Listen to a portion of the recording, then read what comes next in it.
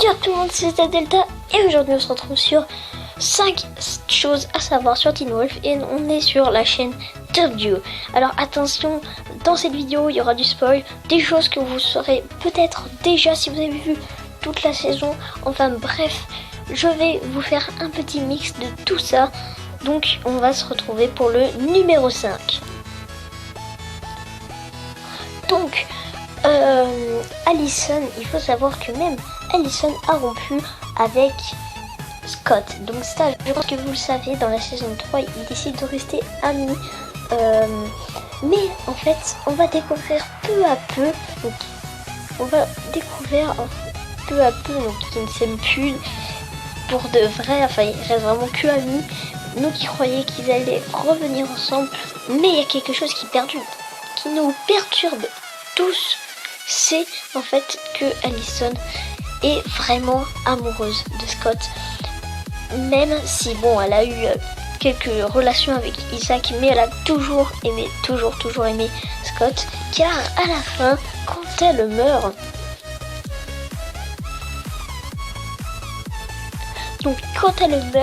et bah elle est dans les bras de Scott et Scott veut appeler quelqu'un, enfin bref, il veut faire quelque chose et Allison dit c'est bon, je suis bien, c'est bien comme ça, car je suis dans les bras de mon premier amour que j'ai aimé et que j'aimerais toujours. Et quoi qu'il arrive, donc en fait on découvre que Allison est toujours amoureuse de Scott. Je pense que c'était pas un secret, je pense que la plupart des gens le savent. Bref, on va passer au numéro 4 les amis. Donc pour le numéro 4, on va parler de Derek qui est quand même la base du sujet.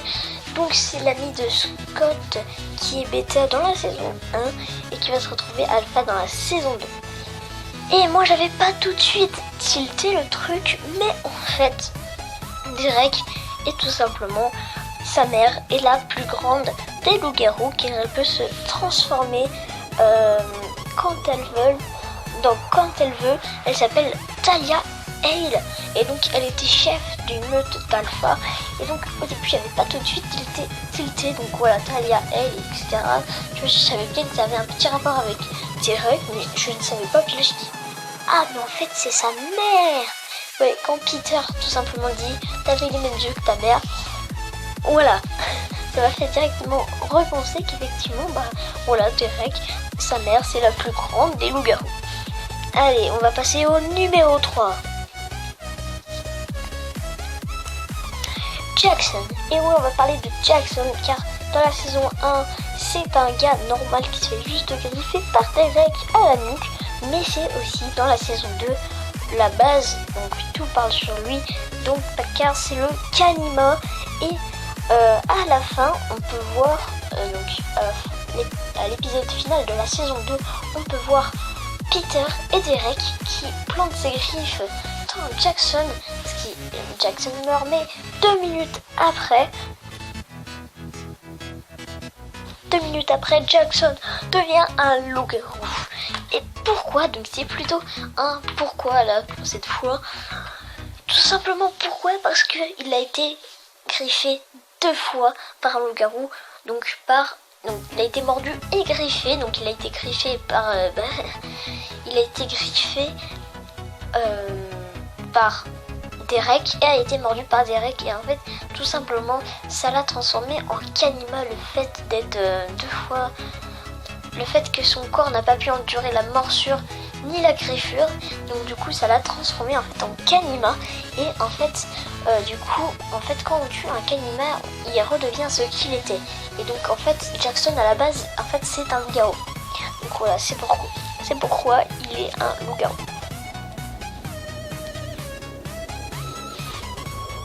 Et donc là on se retrouve pour le numéro 2 et aujourd'hui on se retrouve on se retrouve pour parler de Théo. Alors Théo, il faut savoir qu'en fait au début de la saison 5 il est gentil avec Scott et même essaye de détourner les médecins de l'horreur car en fait il travaille pour eux et donc pour les médecins, il travaille pour les médecins de l'horreur Et donc c'est un méchant petit garçon en fait, voilà, parce que simplement il trahit Scott et même jusqu'à donner un animateur avec, donc à la fin de la première partie de la saison 5, donc il donne un animateur en inconnu du loup et essaye, grâce à Liam, essaye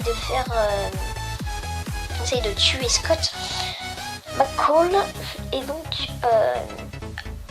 c'est donc en fait pour de vrai pourquoi Théo fait ça, parce qu'en fait Théo a toujours été un peu en fait Théo a toujours travaillé avec les médecins de l'horreur, mais donc les médecins de l'horreur qui sont plutôt étaient méchants. Donc voilà, il faut savoir que Théo est en fait en réalité gentil, mais c'est comme, vu que c'est devenu une chimère aux médecins de l'horreur, donc ils sont morts je crois, enfin non, ils sont pas totalement morts, les médecins de l'horreur, qui en fait il appartient toujours aux médecins de l'horreur. Donc voilà, j'avais pas trop d'idées pour ça, donc je m'en excuse, hein. Mais voilà, on va se retrouver pour le numéro 1. Pour cette dernière anecdote, on parle du personnage le plus principal de la série, Scott McCall. Et donc tout simplement, il faut savoir que tout le monde dit « Ah ouais, Scott McCall, il est devenu Alpha de Force ». Mais en fait, il faut savoir qu'il était déjà avant Alpha, même sans être un pur Alpha. Il lui manquait juste la puissance et la puissance naturelle d'être un Alpha. Et donc c'est que dans la saison 3 que ça se développe. Mais rien que dans la saison 2, avec Styles, Allison, Lydia, etc., il avait en fait déjà sa petite meute. Donc du coup, ce qui fait que c'était déjà un alpha avant. Donc voilà, c'était mon top 5. J'ai donc pris assez de temps et j'ai pas pu faire beaucoup de montage, donc je m'en excuse. J'espère que la vidéo vous a plu, n'hésitez pas à lâcher un like, ça ferait extrêmement plaisir les amis. Donc ciao, bye bye.